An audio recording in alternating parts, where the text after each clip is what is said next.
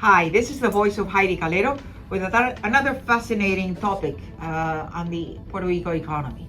Today we have entitled our capsule with collateral damage manufacturing.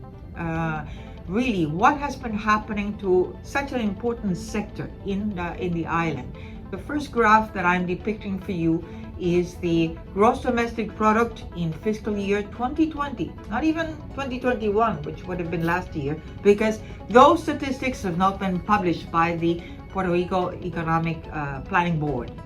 That's something that I will touch on, because we need statistics if we are going to know impacts, if we are going to follow the pulse of the economy.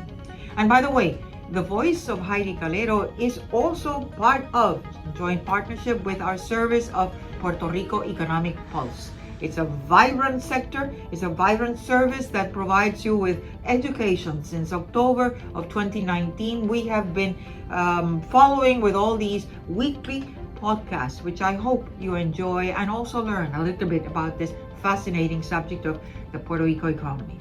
Well, this first graph that I'm depicting for you is Puerto Rico's gross domestic product in 2020 was $103.1 billion. Of that, 48%, almost half, was manufacturing. So it's an important sector here in the island. And you would believe that we would be really having all the red carpet for manufacturing. We would really be trying to protect it, making it really staying competitive.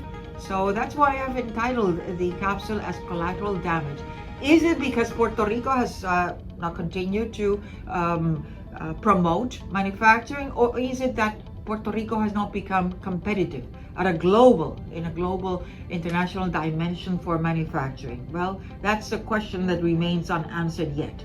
But let's look at some of the statistics that the Department of Economic Commerce is depicting. And now they have something called, compromised, or at least they say that they're going to be investing in manufacturing, according to the statistics, which now are jobs which are committed, investment that is committed, and payroll that is committed, compared to what happened maybe a few years ago, that the department and the industrial company had statistics based on number of promotions that came from the continental US, from foreign countries, from Puerto Rico, jobs that were committed, that they said that they would be employing people, wages, and that would all be according to all these statistics, but be it local, non-local,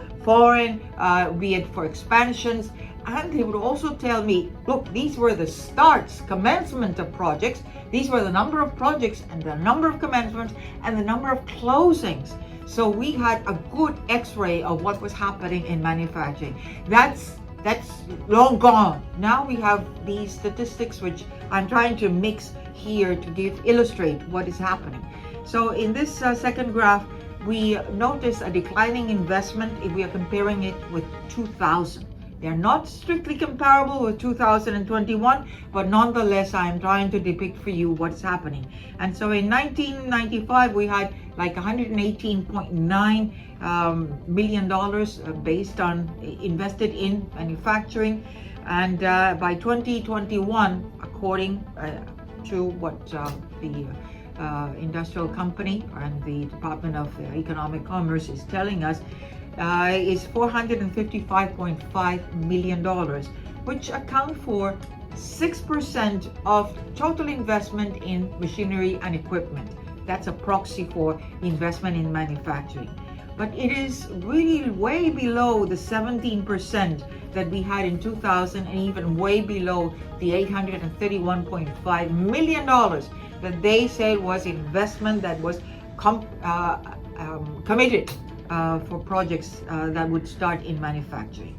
The next graph depicts for you manufacturing promotions, the number of projects that they said that they would have on an annual basis, and this is calendar year. So notice in 1995 we had like 122 projects that would be starting. We don't know whether they finish or not because we don't have those statistics anymore. 2,155, that's the top in 2000. And then 2005 already started to decline by 2010. And 2021, 83 projects. Again, compared to the heyday, the red line, horizontal line of 2000, we are way below. And then the last graph is lower committed jobs in manufacturing. Same thing. Committed jobs back in 1995 were like 7,854 jobs in 122 projects that they said that they would be starting. And by the way, in those statistics, they would tell us, oh, those 122 projects, how many would be in pharmaceuticals, how many would be in textiles, all the different economic sectors within manufacturing. Now we don't know that. Instead of having more statistics to really know the pulse of this important sector, which accounts for 48% of gross domestic product, we no longer have those statistics. We don't know if it's because the people who are in charge of that important agency see no value in it, they don't know how to use it, but certainly it is collateral damage. Back in 2000, the number of committed jobs was 23,417. And by 2021, it's down to 3,581. And of those, we don't even know how many of those were really employed. How many of those were really paid payroll, which is another indicator that we didn't even add here because we really don't know the meaning of those statistics. We only have them, and I don't know why, but the Institute of Statistics is just also a non-entity. They don't even analyze any of this thing. They don't even ask why is it that those statistics that were published before are no longer collected. Is it because the agency doesn't have the budget? Is it because they don't have the statistics? What is the real question? Nonetheless, the result is the same. Statistics are practically a non-entity in Puerto Rico, so it's very difficult to follow the pulse of the economy. If you like our economic capsule, don't forget to go to the Voice of Heidie Calero in YouTube. Give us a like. Remember, the Voice of Heidie Calero is also with Puerto Rico Economic Pulse. And if you like our capsules, to give us a like. Remember, the economy is all of us. Thank you.